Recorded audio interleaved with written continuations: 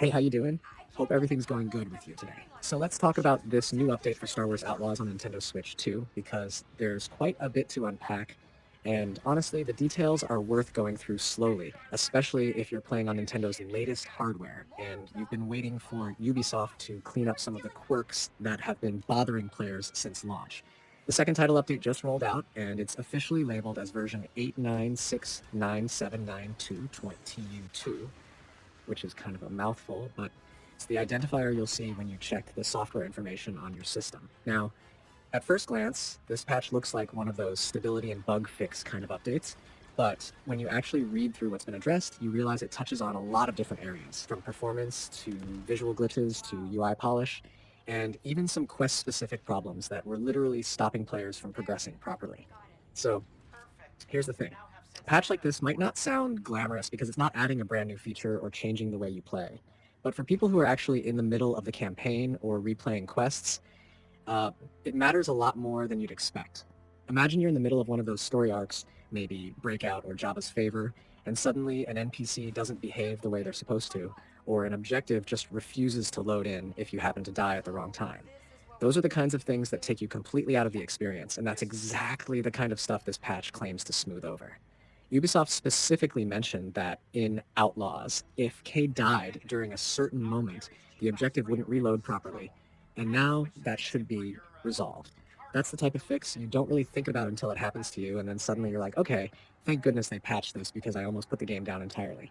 Um, then you've got the Raven 6 arcade machine crash issue.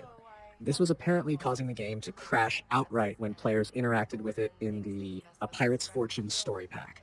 It sounds kind of small at first, like who cares about an arcade machine, right? But when you realize that players literally couldn't access part of the content they paid for without risking a hard crash, then it becomes a pretty major deal. That's been patched, so now you should be able to interact with it without fearing you'll lose progress. I think these are the types of fixes that don't always make headlines, but if you've personally experienced it, you know just how disruptive it can be. On the visual side, they really went in and cleaned up a ton of graphical glitches. If you've ever walked across Tatooine and noticed rocks flickering weirdly or textures popping in a way that breaks immersion, those have been addressed. Mountains in the distance should look more natural now instead of like low resolution placeholders. Sand and dust clouds are improved so they actually feel more like part of the environment. And even the massif creatures have had their eyes corrected because apparently they looked off before. That's the kind of detail that shows Ubisoft is paying attention to community feedback, because not everybody notices that stuff, but the ones who do can't unsee it. And let's be real, when you're playing a game that's all about atmosphere, planets, space travel, and being immersed in the Star Wars galaxy, every little texture or shadow issue can break that feeling. They also touched up space visuals and the shadows of the Trailblazer ship, which should help space sections look cleaner and more cinematic. UI improvements are another big category here. One of the most annoying issues people had was flickering in the equipment menu, and that's now fixed. If you've been trying to tag NPCs with electrobinoculars and it wasn't working properly at long distances, they've resolved that too. There was also a weird issue with hyperspace and jump lists in the story packs not showing correctly, which is fixed now. Even small things like incorrect prompts during the speeder tutorial and overlapping text in localized versions are patched up. These things might sound like nitpicking, but it's often the polish in the menus and prompts that makes a game feel finished instead of rough around the edges. Now let's talk about the broader thing that everyone's wondering whenever a patch drops, performance. Ubisoft said very clearly this update improves stability and performance across the board. That doesn't mean they suddenly added a performance mode toggle or doubled the frame rate, but what it does mean is fewer crashes, fewer random slowdowns, and hopefully smoother transitions when the game is streaming assets in the background. If you've played on the Switch 2, you probably know the system is more powerful than the first Switch, but still not as beefy as the latest consoles, so optimization matters a lot. A single tweak in how the game loads textures or handles shadows can make the difference between a scene stuttering and a scene feeling smooth. And when you think about it, Star Wars Outlaws is a game that relies heavily on smooth transitions. You're moving from planet surfaces to space battles, switching from on-foot exploration to speeders, and the last thing you want is to get caught in a loading hiccup that breaks the immersion. Even though the patch notes don't go into exact technical details like how many frames were gained or how much RAM management was improved, you can usually feel it after installing a stability-focused update. If you're someone who struggled with frame dips or even just weird micro stutters, this update is aimed directly at you. I also want to spend a minute talking about how you actually update your game on the Switch 2, because a lot of people either rely on auto update and forget about it, or they're not sure how to check what version they're running. On the home menu, you just highlight Star Wars Outlaws, press the plus or minus button, and you'll see the software update option. You can either update via the internet manually or make sure automatic updates are enabled in your system settings. Once the update is installed, you can check the software information in that same menu and confirm that you're on the correct version, which in this case is 8969792 TU2.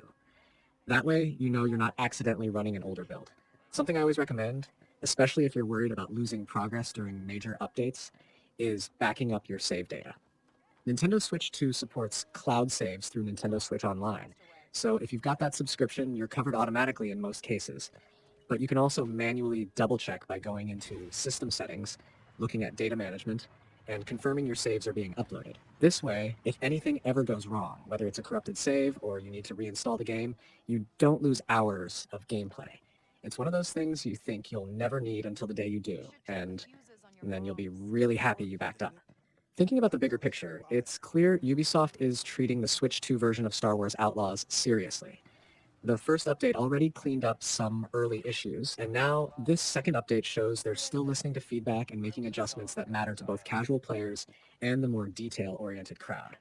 If you look at the trajectory, it's kind of like they launched with a solid but slightly rough build, and now they're sanding down those rough edges patch by patch.